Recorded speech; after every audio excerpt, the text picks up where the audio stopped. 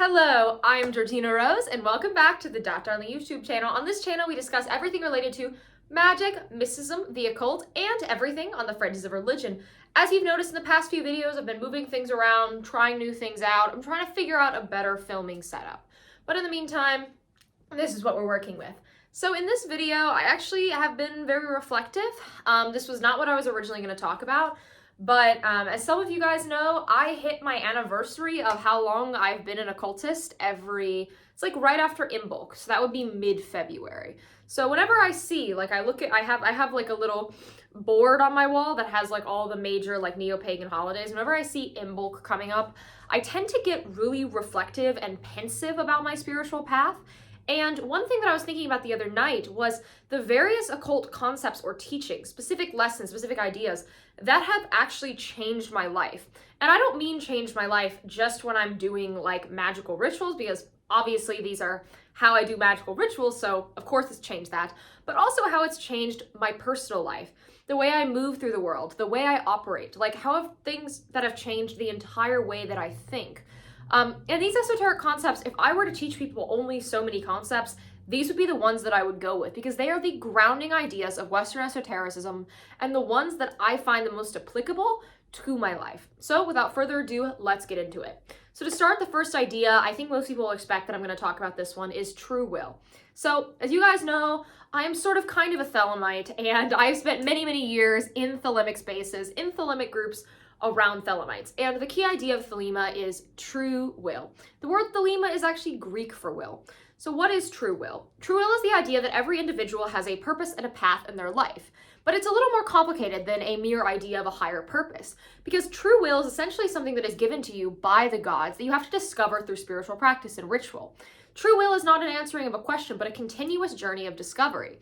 Much like the Tao in Taoism, and of course will and Tao are not the same thing, but much like that, your true will is something you have to live in alignment with, right? Like it's a flowing state. And when you are in that true will state, everything comes easily, right? There's no mountain that you cannot move. And so the kind of thing that the big takeaway of this is the reason why we do spiritual practices is to discover that true will. And after we discover it, you don't just stop your ritual and everything's over, right? You have to keep living the gnosis you've experienced, right? There's no point in just doing ritual to find wisdom if you don't apply that wisdom to your life. And true will is a really good reminder of that. Specifically, one exercise that Thelemites do is before they have their meals, they do this thing called saying will. Now, to be fair, not everyone does this, but I think it's good as a conceptual kind of thing, because basically what you do is you say, why am I eating this meal? To fortify my body, to take care of myself. To what end? So that I can accomplish my true will, right? Even the decision to eat, the decision to drink is a decision to follow your true will. And that's a reminder about how constant staying in this flow state actually is. So the next concept that has really changed my life comes from the ancient world, specifically the ancient Hellenic world. And it is called miasma and catharsis. So most people have heard the word catharsis in the form cathartic. When someone says something is cathartic, it means it gives you a release, right? Going outside and screaming when you're angry is cathartic. So what does that imply catharsis is? Well, catharsis is the remedy to miasma. Miasma literally translates from Greek into the word pollution, but miasma is less that and more like a gunk. So it is metaphysical. Of course, things that are physical pollution, like if you were to roll out in the mud for some reason and get really dirty, like that would be miasma. But miasma is more than that. Miasma has a spiritual quality to it. And so when you feel really negative emotions like anger, hate, resentment, you're actually accruing miasma. As well, when you go against the divine laws of the gods and you go against the natural order, you are accruing miasma. And to cure miasma, to release yourself from this, you have to do this thing called catharsis, which is a ritualistic release of miasma. And the reason why I think this concept is so helpful is I think most people, when they get into bad mental states, they're experiencing miasma, they just don't know how to articulate it, right? Like, when you're having one of those days, and I actually have had one of those today, I'm not gonna lie. Today was one of those days where everything was going wrong. Not major things, but minor annoyances. And what was happening to me, okay? I was getting really annoyed. I was complaining to all my friends via text. Just not pleasant to be around, right? And so what did I do? I let myself have a release, a catharsis. And experiencing miasma and catharsis will make you feel better, and it is spiritually purifying because after you've done that cathartic ritual, you are then spiritually purified. Of course, this is often when we have historical records of this, they use very extreme examples, but this does apply to the mundane too. So the next concept that's really changed my life actually comes from Sufism, or the Islamic mystical traditions, and it is the idea of spiritual diseases of the heart. So there's this really good book by Hamza Yusuf that really explores this concept, and I kind of read it on a whim. It was at a used bookstore and I just got it. And it was a perspective changing book, because essentially what happens is we all have a heart, right? I mean, literally, of course, we all have a heart, but we have a metaphysical heart, right? As we have a body, we also have a body of light, a spiritual body. And within our heart, we are susceptible to diseases or maladies. Specific ones are envy, wrath, contempt, right? A lot of these really negative feelings, a lot of these negative things that we do, right, become spiritual diseases of the heart.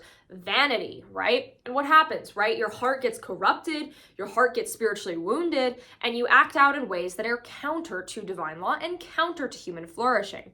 And so, very similar to miasma and catharsis, the remedy for the spiritual diseases of the heart is to get closer to the Godhead, right? And to spend more time in mysticism. I like the specific framing though, and I think it's a little different than miasma because the spiritual diseases of heart is actually a literal list.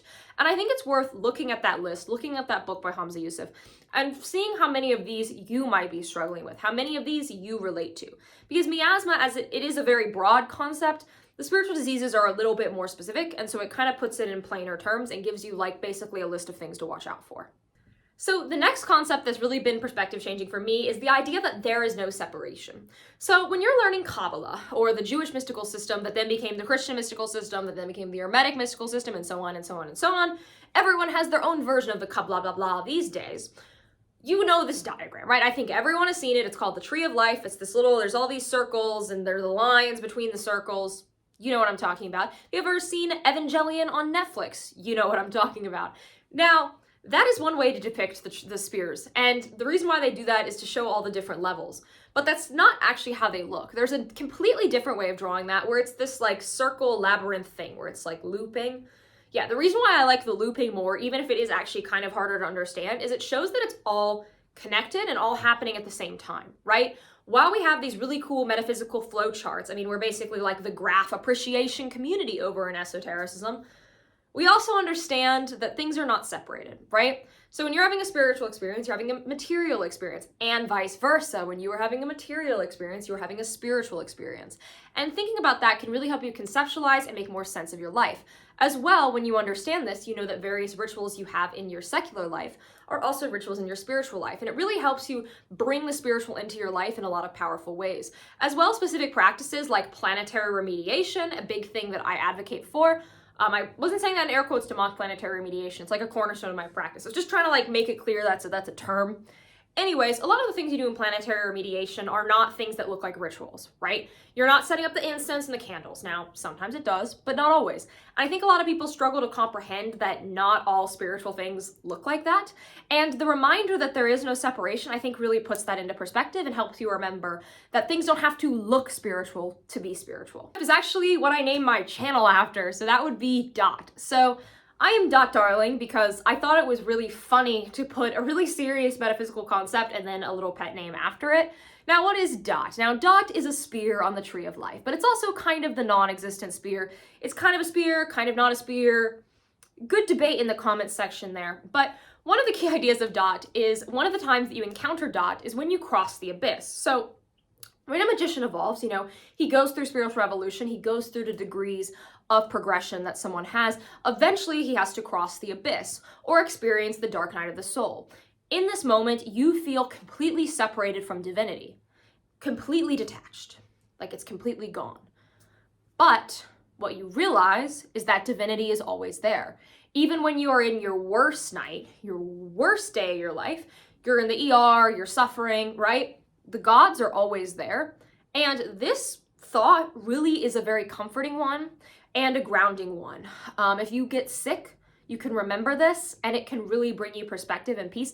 And it can help you remember that when you're in bad situations, you can always cry out to the gods and the gods can assist you.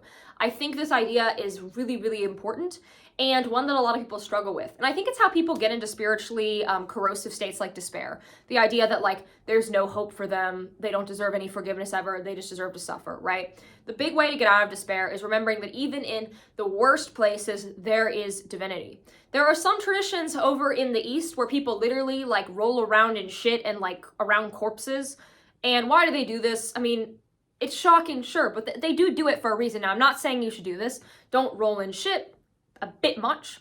But the lesson of this is even in those places that seem so counter to divinity, there is still divinity there. Through that true transgression, there is still light. So I think that's a really nice idea. The next concept is one that I think even a lot of people in the spiritual space are missing, and that is that severity or malefic things and evil are not the same thing, right? I think of Saturn, the planet that everyone is afraid of, the fearsome one. Saturn in astrology represents discipline, death, karma, rebirth, and a lot of the times when we have Saturn transits in our lives, they absolutely suck, right? We suffer, we go through pain. But the thing is, we go through that pain for a purpose. We suffer for something greater. Even take a look at the astrological glyph for Saturn. There is the sickle of reaping, but what is right above it? A line for a cross, showing that suffering has a purpose and there is life after death. There is rebirth. Now, I'm not Christian, but that symbol holds weight. Now, when we think about malefic and evil, we need to realize that often suffering is purposeful. And as well, if there were no restrictions, there would be no boundaries, right? If you went through your life and you were just kind to everyone all the time, you let everyone walk all over you, because that's what happens. If you are kind to everyone all the time, people will walk all over you. They will treat you like absolute crap. The solution to that is not to become an evil person. No, you have boundaries. And I think anyone with a brain cell can understand the difference between these two things. But I think when we're speaking in spiritual terms, people get really confused. Because in spirituality, people often believe, oh, if it's not entirely light, it must be evil. No. It's much more complicated than that. Severity and even darkness has a spiritual necessity. Now, there is metaphysical evil. I do not deny that. I believe in metaphysical evil, but I think this distinction is really important, and I actually don't think we can understand what metaphysical evil is if we can't understand this critical distinction. One for the women, well, also the men, but mostly the women who listen to me, and that would be, and it's gonna sound strange, hear me out on this one, that beauty is actually objective. So why am I saying this is a good concept? I think a lot of people when they hear that are freaking out, and they're like, oh my God, that means I'm objectively ugly. No, that's not what I'm saying. Actually, it probably fares better for you that beauty is objective. So in modern culture, beauty is pretty subjective. I mean, look at Vogue. I read like fashion magazines occasionally, right? If you read a fashion magazine from today versus one from 3 years ago, what they're gonna tell you is beautiful is gonna be night and day apart, right? They are constantly telling you different things are beautiful, right? Even if you are beautiful, you're going to be told you're ugly in 3 months by the media, right? As women, a lot of us have a lot of serious insecurities about how we look. Now, remembering that when we're talking about metaphysics, beauty is a sort of form, a platonic form, and is a representation of Venus, we can understand beauty is not something that's so transient like this, right? There is objective beauty. And looking at the art the pagans made can help you understand what that is. And also what's worth understanding is beauty is not just looks, beauty is a principle. Beauty is things like truth, right? There is more to beauty than like having the perfect 12-step Korean skincare routine, right? And I think a lot of women really struggle with that. And I think grounding yourself in metaphysical beauty can really help you. As well, if you do struggle with vanity, right? The spiritual disease of vanity, where you are so obsessed with your beauty that you're kind of hurting yourself. Remembering metaphysical beauty and getting closer to Venus can really help you kind of ground yourself and get away from those toxic habits. Next idea is another thing that runs counter to modern culture, and that is the evil eye. So I think everyone knows what the evil eye is visually, right? It's that blue little eye. You see them, especially if you're traveling through the Mediterranean. Now, the concept of the evil eye is actually a bit more interesting than you wear this pretty little talisman to avoid evil. So what is the evil eye? So those actual little medallions, talismans, all of that is to keep you away from the evil eye. So what is the evil eye? So the evil eye is actually a curse. So the evil eye can be cast intentionally or unintentionally. And what it is it's a curse rooted in envy. Envy is bad, okay? I know we live in the culture of FOMO and flexing and trying to outdo everyone, and people think that's good now. Spiritually, that's really bad. Because if people are envying you, which in life is somewhat inevitable, if you're successful in any capacity, or you're pretty, or any sort of positive trait, like people will envy you, but this is not good, right? It doesn't mean that you should like cut yourself down and be less successful and limit yourself. That's absolutely not what I'm suggesting. I think everyone should achieve as much as they can possibly do. I think people should strive to be the best versions of themselves possible. I am very much someone rooted in self-improvement and constant self-improvement, right? But when you are self-improving, people are going to envy you. And most people who envy you are the people around you, the people you're close to. And when someone envies, what are they experiencing? They're experiencing a very negative emotion where, to compensate for their insecurities, they are throwing hate towards you. And this becomes metaphysicized when it gets so intense that it's polluting the soul of that person and they have to project that outwards and kind of vomit it at you in a metaphysical sense. And when the evil eye is cast at you, you experience bad luck. It is straight up a curse. Now, a lot of people are not intentionally sending the evil eye, and that is why even secular people use that little amulet. I think everyone should have a little evil eye amulet, and I think it's worth understanding what it is and why it works. A thing with the evil eye is you always want to keep it external. Don't tattoo it on you. Don't get it on your nails, because what that actual medallion does is it absorbs the evil eye so that it doesn't enter you, it enters that amulet. So the evil eye is a really interesting perspective on what it means to kind of be successful and to realize that envy is not a compliment. Envy is dire. And when you are envied too much, people will try to cut you down, even outside of the curse of the evil eye, just in life. I think that's something that too many people have forgotten these days. So the next concept that I find really life-changing is Samsara. So Samsara is explained in the Eastern traditions most extensively, but it pretty much exists everywhere. I mean, if you ever had a tarot reading and someone's pulled the wheel on you, you've heard of this concept. And it's that everything is a cyclical wheel. We are always going through the same cycles. If you have watched the TV show True Detective, as I recently watched the first season of that, the guy says time is a flat circle, right? This is kind of the time as a flat circle concept, but metaphysicized, right? It's a very ancient idea. It exists in pretty much all religions. And what Samsara says is we're always going through periods of life, death, rebirth. That's the Jungian phrasing. I'm very partial to the Jungian phrasing of life, death, and the rebirth. I think it just explains it best. But also of golden ages, dark ages, right? You see this on the macro scale with things like, you know, the Aeon of Horus and the Kali Yuga and the Age of Aquarius. Now, on a micro scale, you see it throughout your life, right?